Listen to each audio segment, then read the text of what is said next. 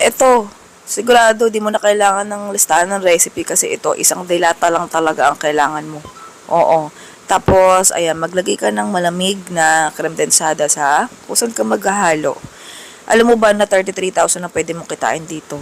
Kaya ayan, haluin mo na. So habang hinahalo natin siya, comment ka naman sa kung taga-saan ka. Malay mo, ikaw na yung susunod natin na bibigyan ng libreng electric hand mixer. Pasensya na kayo sa boses ko, bukod sa paus ako, inuubos ipon kami.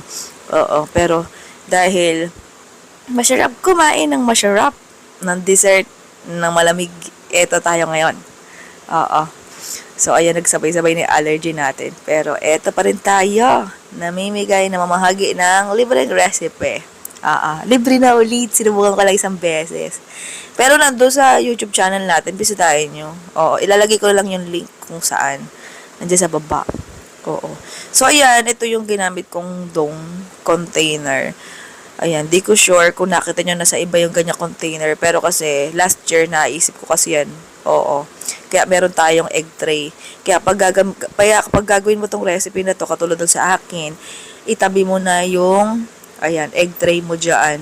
Yung mga karton-karton. Oo. Pagpag mo lang maigi. O kaya gamitan mo ng foil coveran mo kung feeling mo o feeling ng iba, madumi ka gumawa.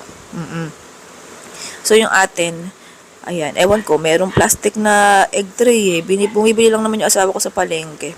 Sa pagsalin lang ng ating, ayan, cream, ano lang naman yan. Tansya-tansya. Alam nyo naman, ako gumagawa. Pag ako gumawa, karamihan tansya. Oo. Pero dami nyo pa rin gustong gumawa, ah. Kumusta naman sa recipe mga nagaya nyo na sa akin? Nakamagkano na ang kitaan? Oo. Alam nyo ba, totoo talaga, legit na malaki yung kita sa pagkain. Isipin nyo naman yung recipe sinashare ko sa inyo. Meron 10 pieces lang nagagawa, 15 pieces, 20 pieces. Pero tingnan mo, pwede mong kitain. So, sa tingin mo ba sa isang araw, 10 peraso lang magagawa mo? O mabebenta mo? Siyempre, hindi. Sipagan mo pa para mas marami. 'Di ba? Para yung kalahati, kita mo, tabi mo, tas yung kalahati, panggastos mo. Ganun ang labanan. Oo. Pero kung gagawin mo, uubusin mo lahat sa kung saan-saan lang. O kaya, pangkakain mo lahat. Paano kakikita? Kaya nga, negosyo, di ba? O, ganun lang yun. Maggawa ka ng sarili mong, plano. Oo. Hindi yung pag nagnegosyo ka, gusto mo lahat, labas agad, lahat gastos. Ulti mo patipunan, gusto mo ilabas na. Kung gusto mo patipunan mo, gastusin mo din. Kailangan magaling kang gumawa ng pera. Oo. So, ito, ayan.